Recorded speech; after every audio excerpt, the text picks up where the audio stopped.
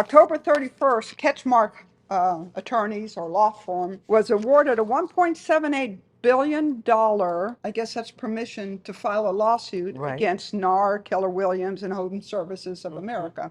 Now, this is pretty interesting. 1.78 billion With a B. with a B. Okay, we're so just remember that number, 1.78 billion with the Yeah. B. Yeah. Remember that number. So in October is when the suit was filed. October of 2023, March of 2024. So that was just a couple of Fridays ago. Ketchmark settled for 418 million with NAR, but they did agree to still be able to go after Warren Buffett for 4.7 billion. I think that what is also interesting to let you guys know, of that 418 million, the attorneys so far have been paid out 256 million. Do you know what was paid to the homeowners as this has been going on? Significantly less than the 256 million, I'm sure. For each homeowner, they got a little over $5,000. Yeah. Honestly, I feel like waiting 2 weeks. I waited too long. But honestly, there has been a lot going on since that lawsuit. Yeah. And I just really needed to kind of come down and like, okay, how do I put it together to be able to explain to, Sure. honestly, who I consider my clients, my friends, and out Yeah. there, the consumer. Right. Right. So this is what it was interesting about that lawsuit. Do you know what the lawsuit was about? Just from reading in the news, but trying to cull it down, I feel like it might be very beneficial to kind of cull it down here, like 1, 2, 3. The only thing that they could find that the lawsuit could potentially be about Yeah. was it was an antitrust. I have never seen where this is what it is and it's the only thing it is in my whole career. Sure. So, And so if the lawsuit was about antitrust and it's about protecting the consumer, do we feel that the settlement is in effect working to protect the consumer? in my personal opinion, I don't think it necessarily made the industry better. And I say made as if it's already happened because there's still a lot of It's things still to in be, progress. there's still a lot of things to be worked out. That's exactly right. The other thing was, so there was not a lawsuit because there was any wrongdoing, manipulation, or lying from the real estate community.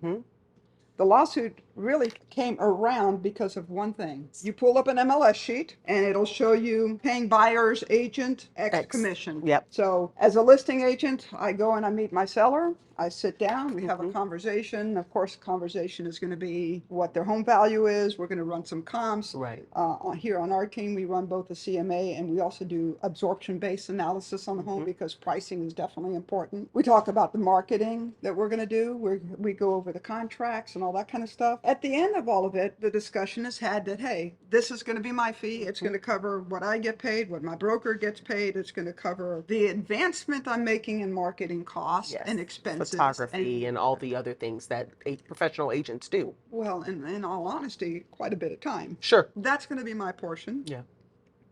The other agent that comes here and brings the buyer, and then they'll have what they get paid. I'll share with them frequently what other agents are paying. Yeah. And they're not always the same. Sure. And we sit down, we have a conversation, and we come to an agreement of what that's going to be, what we are going to offer that agent that comes in here to represent their buyer and their buyer's best interest. Sure. That's the end of that.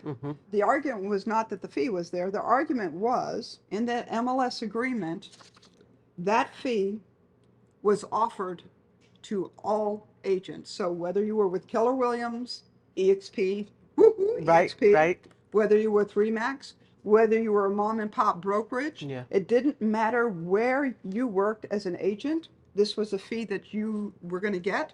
And so that they called the price fixing part. The price fixing part. Was the price that fixing antitrust part, because it was one fee for all agents across the board, no matter what brokerage you came from. And that is why one of the things that they said is going to be stricken is there will no longer be that fee in the MLS saying, hey, I, the seller, am agreeing to pay this fee to you, the agent, for representing your buyer, et cetera, right? Yeah. Because that is the part that they said was antitrust, because it didn't matter which brokerage you were from, you were offering it to everybody, and that's what they said was price fixing. Yeah, I struggle with that, but that's my own personal opinion. It worked for the attorneys. It did. $256 million worth. Right. I mean, that is the nuts and the bolts of the lawsuit. So what does this mean to home buyers based off of what we know currently? Well, that's another question. That's another thing. Oh, I had one more thing I wanted to Okay. add. Yeah. And that was the discrepancy between the $1.7 billion And the 418 and the million. 418 million. Yeah. In all honesty, they ended up, NAR was going to go ahead and take it further onto court and appeal it. And I And they think settled at that instead. point in time, they thought their best bet was to settle for something as Sure. opposed to, and Going I to will bail. also say, I mean, I really do believe too that NAR wanted to move on with business. Let's get this behind us Yeah. because honestly, I have to appreciate that NAR settled on it as quick as they did, because this honestly could have drug out Years. I mean, for longer. for years. Yeah. So I think it's quite a big surprise to everybody that it settled out so quickly. Quickly. And at the end of the day, I think years in court and all that kind of such. I So mean, honestly, Catchmark had a decision to make. Hey, take this and run, or spend quite a bit of money. And right. at the end of several years of litigation, ended up with Even less. a goose egg. Right. Or even because of based on as well, you said the attorney fees. But in addition to that, I think something significant that you mentioned earlier is that they also left the door open to be able to bring it back to, for example, The guy with the big bucks. the guy with the big bucks, someone who actually might be able to give them $1.7 billion versus the 418 million that they received. You're right. So what does this mean to the consumer? Yeah. So how are they foreseeing this play out? So some of the rules, as we've been that have been shared, and everything's subject to change until everything's finalized, is the seller can no longer put on the MLS what they're offering as far as a commission. Right. That doesn't mean the seller can't pay the buyer's agent. Right. It says they cannot put on the MLS what they're offering as, let's not call it a commission at this point, let's call it an incentive. Got it. For bringing me a buyer, there will be an incentive.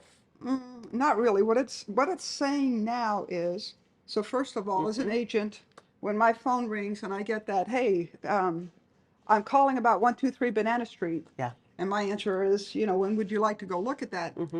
I can no longer go ahead and book the appointment through the seller, Right. and schedule that appointment without a representation agreement signed between me and the buyer.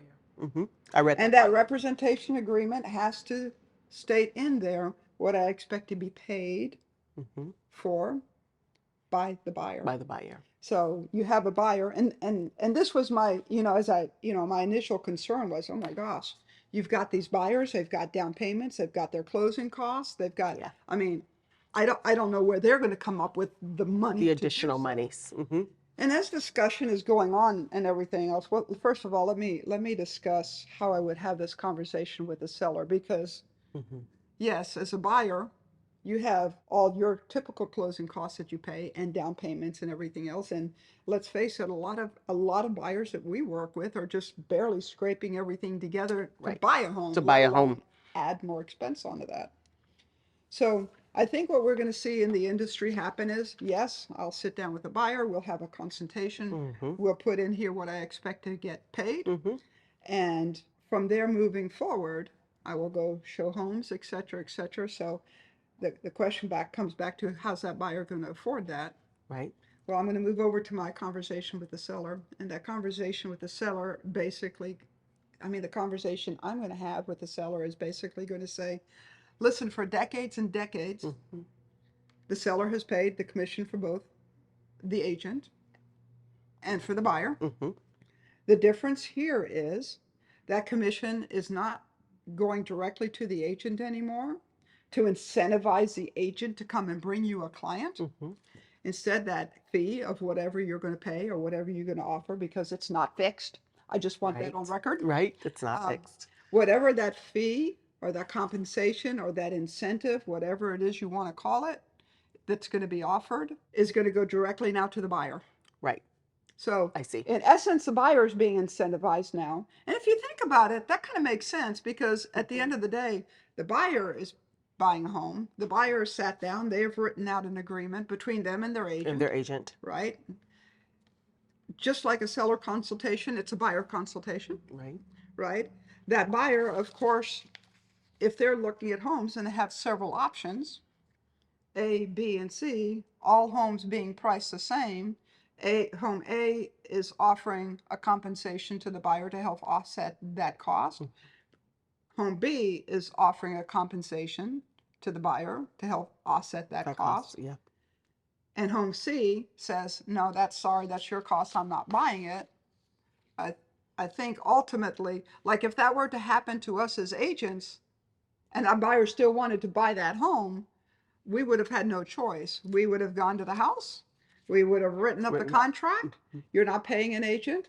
Well, that sucks because you're not getting paid today. Right. So in essence, it's going straight to the buyer. It's going straight to the buyer. And the buyer basically has an agreement with their agent. Buyer and I have an agreement. And they can take that incentive and apply it to said agreement amount. Yep. And here's where I see like there being, I say a gap, or at least there being potentially an opportunity, is that buyer and agent agree on one amount, and then they find a home that they absolutely love, and there's no incentive there. So now the buyer has to come up with even more money to go to the closing table. Yep. Do we see that as a potential issue as we go forward, particularly for agents who have now signed with the buyer? Like, and they're like, this is how I get paid. Because agents want to get paid for the work that they do. Well, I mean, let's say whatever the percentage is, right?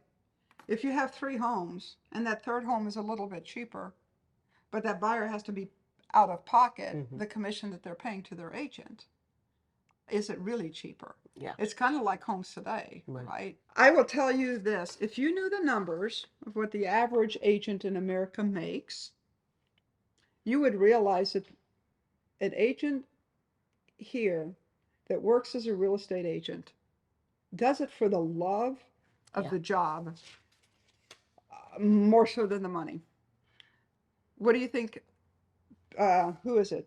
The U.S. Bureau of Statistics. What does the average agent make? So agents, just quick math, agents make about 3% currently in the current environment, right? So as an annual total. As an annual total, right? But I'm just going to do quick math. It's probably about $9,000 a home. They sell 6 homes, so we're looking at about $50,000 to $60,000 is what I'm guessing. So U.S. Bureau of Statistics says that the average that an agent makes is under $50,000. So from that $50,000, you're going to deduct association dues that they have to pay for monthly, quarterly, and annually. In addition to that, there's some marketing costs, whether that's to promote themselves, whether that's to take pictures and promote the properties for the clients that they're representing. Yep. Honestly, for any good agent, there's training costs. Sure. And by the way, as an agent, you're an independent contractor. You are. That does not come with a 401k plan. It does not come with health insurance. There's no perks, bennies, or anything. No pension. Else. Not that there's a ton of pensions out there, but this is definitely not one of those that comes with a pension. You know, it's really interesting. I want to share. At some point in time in my career, I was a volunteer firefighter with League City, and I was there for 29 plus proud years. Amazing. You know, I loved it. I just got stressed between trying to juggle that and trying to juggle real estate. And at one point in time, I thought, okay, so what am I going to do? And I had in my brain, so do I go and become a professional firefighter? Or I was actually interested at some point in time when my kids were way younger. I had been a real estate agent and I loved it. Right. But I was also really enjoying the firefighting. So I said, or do I go back and become a real estate agent? Well, obviously I decided to become a real estate agent, but at some point in time, I'm sitting out there and we're doing equipment check on the truck, and one of the guys that had volunteered, he had ended up going the professional route. And we talked about the money, you know, he made, and we talked about the money I made, and the money he made included our 401k. Right. The money, my money was a little bit more, although he didn't have to pay for the marketing. He didn't have to pay for continuing education. He didn't have to pay for ongoing classes, et cetera, et cetera. In addition to that, he got a 401k. He had health insurance. Right. And paid time off. Paid time off. Paid time off. That's valuable. If you really broke it down, if I was looking at things from a financial perspective, financially, I think potentially And honestly, I did love the fire Right. work schedule. Two 24-hour shifts a week. The other 5 days a week you were off. Off. But Right.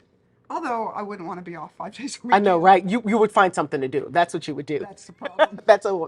I understand that problem. So just talking it all through. So ultimately, I guess if we're talking to a seller, Hmm. I can't tell you what it's going to be yet, and Right. better, I can't tell you how it's going to be.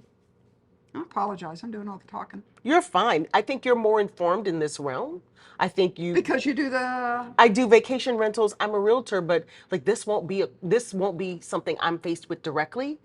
And if it is, frankly, like this will help me be more informed. But as well, like I'll be able to get some answers from a variety of places. But I think where you were going is what I feel like I've been like hearing and saying is that we don't know the outcome of this. Like we know the outcome of the settlement and we know that things are changing, but right now there's some fine tuning. there's just some fine There's tuning. fine tuning. There's some unknowns. Yeah, there's some unknowns, Yeah. and I know that they're certainly going to be working hard in the next, gosh, We have until July, right? April, May, June. Yeah, in the Yeah. next 3, 4 months, I know they're going to be working hard at educating. Right.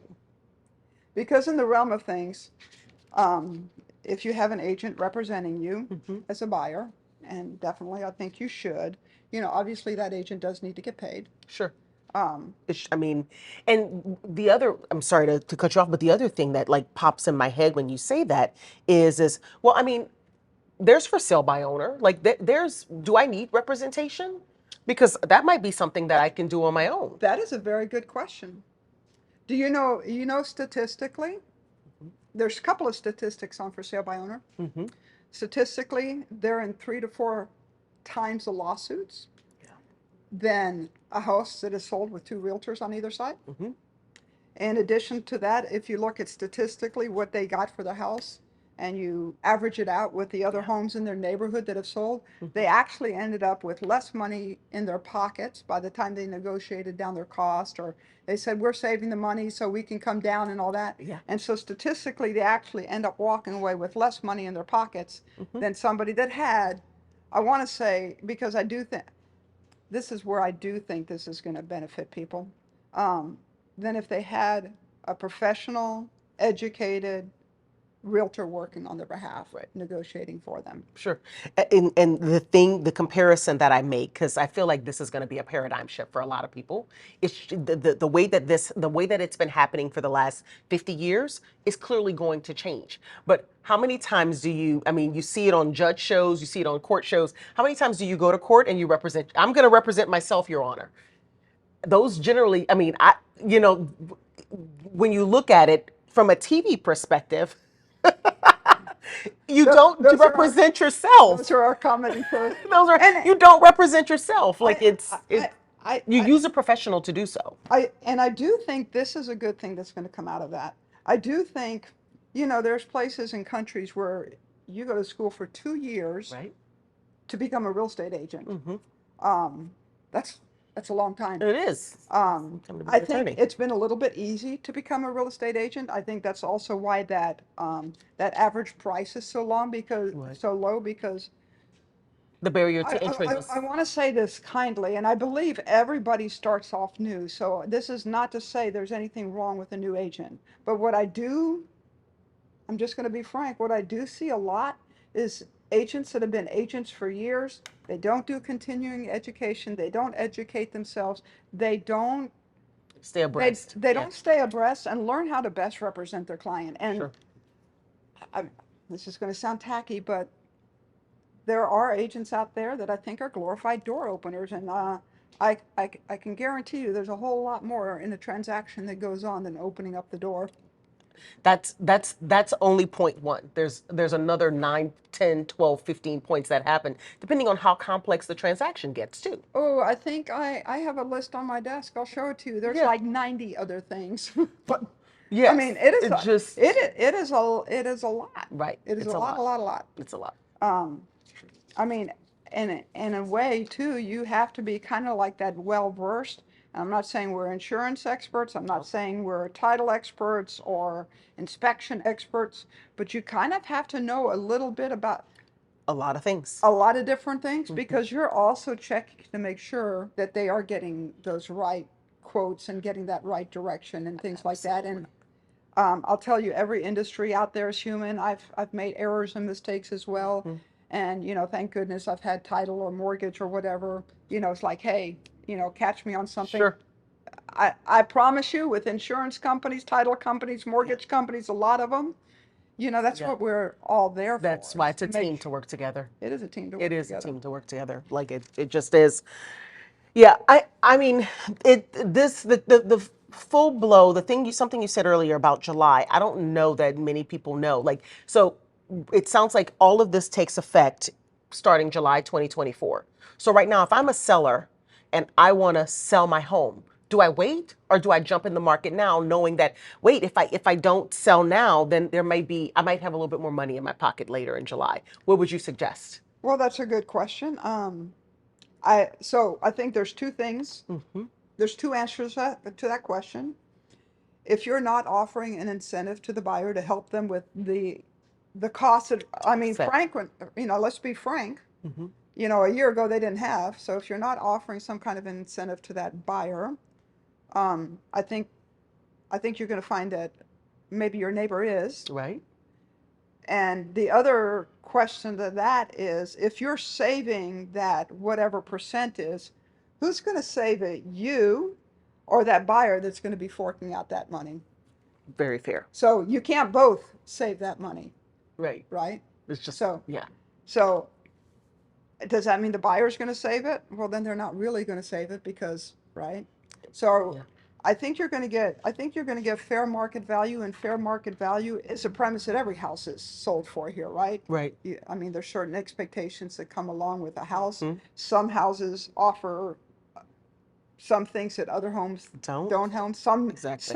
Some may be priced lower, Mhm. and that's because of things that need to be enhanced, like paint and carpet Right. and ACs and roofs. Sure. And some homes may be priced higher because they've had those enhancements. I think you're going to see the same happening with the commissions, because quite frankly, the other thing I think that you need to consider is, if you're saying, okay, sellers aren't making any compensation toward the buyers for their agents, and that's just the way it's going to be. I'm going to say there's going to be a lot of sellers sitting on the market because there's a lot of buyers out there. They're not going to be able to pay that fee. They're not going to be able to pay. So when there's a lot of listings selling on the market, what happens to inventory then? Right. It goes up. up. And when That's inventory exactly goes right. up, Prices go and down. I'm not pushing, I'm not Mhm. shoving. I'm just, like, I've done this job for 20, A long time. Yeah. I need to do the math one day. I think it's 28 years, Yeah. maybe 29. But no, I mean, you Yeah. really do have you get a good feel for the balance For the of balance everything of and it. how it works out. Yeah. And that I think is really the key there, is that the goal is that at some point it strikes a balance, because that's where it is now. So there will be changes and things will ebb and flow, but I believe that it's a circle, right? Yep, And another video to be yeah. continued on that. Oh, there we go. Right? I love it. Yeah. So Yeah. there's one, I would say there's one thing left that, there's one thing that concerns me, and honestly, there's one thing I'm pretty excited about. Okay. What are you going to go first? Concerns? The one thing that concerns me is, you have a buyer that says, hey, I can't afford that commission. I'm just going to call the listing agent myself, And go direct. and I'll just go directly to the listing agent so that I don't have to buy. So first of all, that listing agent is, I hope that listing agent's not going to, well, that listing agent legally can write up the contract. Sure. I want to say in 1992, that was the last big change there was in real estate. And do you know what that was? I don't know that. Prior to 1992, if you were a buyer and you went out looking for a home, you drove in the car with your agent, you got all I remember chatty, that. you were best of buddies. And then later on, come to find out, prior to 1992, the agent, whether you were working on the sell side or whether you were working on the buy side, the agent always represented the best interest of the seller. I can remember working as an agent where, I mean, I liked my buyer. I mean, a lot of them became good friends that I know today still, but I was not allowed to negotiate in their best interest. Huh. I was only allowed to represent the seller and negotiate in the seller's best interest because the seller was paying That the commission. seller was paying me the commission. Ah, So in 1992 was the last previous big upset. And I think it was a fantastic thing because buyers needed to have that representation. So absolutely. my concern is, I feel like if you're a buyer and you're going directly to the listing agent, You lose your representation. I think you're going backward. Right. And I think that representation is, I just closed on a house yesterday. These were educated people, really educated people. Right. He was an astronaut. Right. Really educated people. And this was a house, by the way, that had multiple offers on it. The amount of money they saved working with me was more than, if they were paying the commission, was more than the commission that they would have been paying me. Right. Exactly. Based on your knowledge and expertise and based on the things you knew, based on the years of experience that you have. You do this every day. Yeah, well, you know, I wouldn't fly in the shuttle without That's without an astronaut right. either. That's exactly right. So That's anyway, exactly right. So what do I think is good about it? Yeah. I think there's a lot of phone calls that happen that say, "Hey, I want to see this house. Can we go look at it?" And we have this conversation with my agents all the time. Why don't you, if you want to go look at the house, great. But what I'd like you to ask at some point in time is I would like you to ask, has anybody sat down with you and explained to you what is involved in the process of buying a home? Right. That's what I would like the consumer to start asking. I know Take I away. ask that to my clients all the Sure. time. Mm-hmm. I think all agents should be asking that of their clients. So I think everybody should ask themselves that question. Get somebody to sit down with you and explain to you what is involved in buying a home. And maybe you get that explanation from more than one or two people. Right. Because Not all. I Yeah. not Not all agents are created equal, and I guess maybe I'm in a place I that I mean, can say that. They just aren't. well, this is the real world. Not Yeah. all teachers are That's created exactly equal. right. Not all bankers are created equal. Not all lawyers are created equal. Not all Name any. doctors are created True. equal. Not all agents are created equal. That's So exactly I right. think it's really important. This is a Right. big decision for us Americans. Yeah. I'm not American yet, but I'm going to be soon. Okay. Well, listen, we Um, have to celebrate that. yeah, Yes. there'll be a celebration. But Yeah. It but I sounds like consider yeah. myself one. No, I know. We Absolutely. just need to get it on It's paper. official. It make it official. Yeah. It sounds like the excitement comes from being able to educate the buyer in the home buying process. I tell you what, I am excited about educating the buyer. Yeah. And I do believe that this is something our industry needed more of. Sure. I remember press hard, there's 3 copies. Now it's like, hey, I'll send it to you DocuSign, and they click, click, click, and they have Click. no idea what they're signing. Sure. I love the idea. I love it today when I get to sit face to face with a buyer and go over the whole process. Right. I love the idea of that coming back Right. and us doing more of that. And in the end, it'll make that buyer more informed, and I think and as well, it'll make just the industry as a whole better. 100%. That's like going to the doctor and saying you need surgery, but you don't really need them to explain anything to you. No. Just show up. Just show up. 6 a.m. tomorrow. We'll give you the blue pill when you get there. Right. That's exactly Thanks for right. tuning in. I know this is going long. I feel like honestly, there's a whole lot more that could That's gonna still come. be shared. There's certainly a lot more coming. There is. And if you have questions, I would love you to post your questions because that's what I want to do is I want to educate and enlighten. Thank you for having me. I love Glad that to be you're here. here. Absolutely. Thanks so much for tuning in.